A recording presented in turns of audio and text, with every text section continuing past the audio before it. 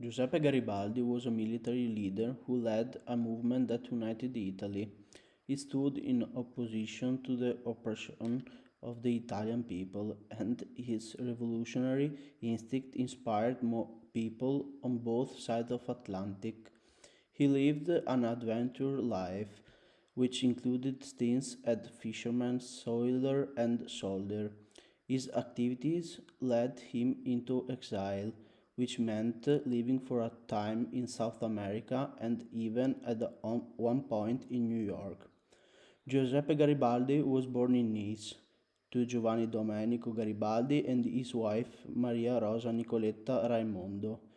His father was a fisherman and also pilot trading vessels along the Mediterranean coast. When Garibaldi was a child, Nice, which had been ruled by Napoleonic France, came under the control of Italian kingdom of Piedmont Sardinia. It's likely that Garibaldi's great desire to unite Italy was rooted in the childhood experience of essentially seeing the nationality of his hometown being changed. Resting his mother's wish that he joined the priesthood, Garibaldi went to sea at the age of 15. From the sea captain to rebel fugitive, Garibaldi was certified as a sea captain by the age of 25, and in the early 1830s he became involved in Young Italy movement led by Giuseppe Mazzini. The party was devoted to the liberation and unification of Italy, large part of which were ruled by Austria or the papacy. A plot to overthrow the Piedmont's government failed and Garibaldi, who was involved, was forced to flee. The government sentenced him to death in absentia. Unable to return to Italy, he sailed to South America. For more than a dozen years, Garibaldi lived in exile, making a living at first as a sailor and a trader. He was drawn to rebel movements in South America and fought in Brazil and Hungary.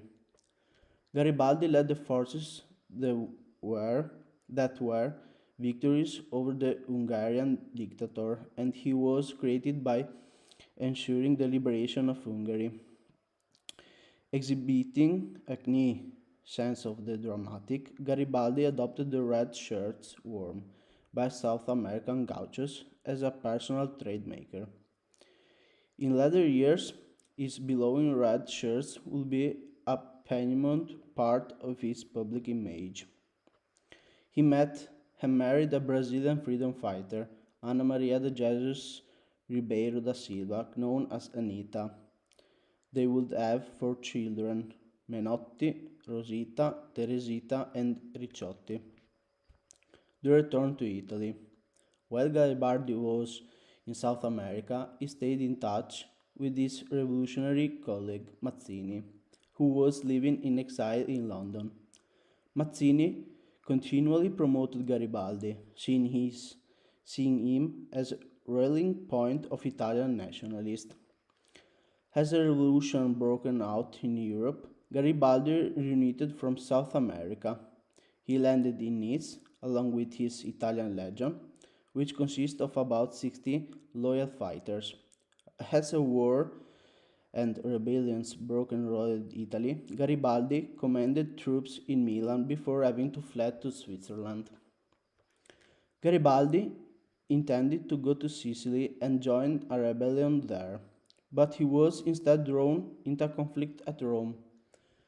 Taking its side of a new formed revolutionary government, led Italian forces battling French troops, who were loyal to the Pope. After addressing the Roman assembly following a brutal battle, while still carrying a blood sword, Garibaldi was encouraged to flee the city. Garibaldi's South American born wife, Anita, who had fought alongside him, died during the perilous retreat from Rome. Garibaldi himself escaped to Tuscany and eventually to Nice. The authorities in Nice forced him back into exile, and he crossed Atlantic yet again. For a time he lived quickly in Staten Island, a borough of New York City, as a guest of Italian-American inventor Antonio Meucci. Garibaldi also returned to seafaring at one point, serving as a captain of a ship that sailed to the Pacific and back. Garibaldi visited Mazzini in London and was eventually allowed to return to Italy. He was able to obtain funds to buy an estate on a small island off the coast of Sardinia and devoted himself to farming. Never from his mind, of course, was a political movement to unify Italy. This movement was popularly known as Risorgimento, literally the resurrection in Italian. Garibaldi was married for a few days in January to a woman named Giuseppina Raimondi, who, in turn, was pregnant with another man's child. It was a scandal that was quickly hushed up. Politically, upheaval again led Garibaldi into battle. He landed in Sicily with his followers, who came to be known as the Thousand Red Shirts. Garibaldi defeated the Neapolitan troops, essentially conquering the island, and then crossed the Strait of Messina to the Italian mainland. After marching northward, Garibaldi reached Naples and made a triumphant entry in the undefended city on September. He declared himself dictator, seeing a peaceful unification of Italy. Garibaldi turned over his southern conquests to the Piedmont kings and returned to his island farm. The eventual unificator of Italy took more than a decade. Garibaldi made several attempts to seize in Rome, but was captured 3 times and sent back to his farm. In the Franco-Prussian War, Garibaldi, out of sympathy of the newly formed French Republic, briefly fought against the Prussians. He hired Francesca Armosino, a robust young woman from San Domingo d'Asti, to help his daughter Teresita, who was ill. Francesca and Garibaldi would have 3 children: Cecilia Garibaldi, Rosa Garibaldi, and Manilo Garibaldi. As a result of the Franco-Prussian War, the Italian government took control of Rome, and Italy was essentially united. Garibaldi was later voted a pension by the Italian government and was considered a national hero until his death on January 2, 1882.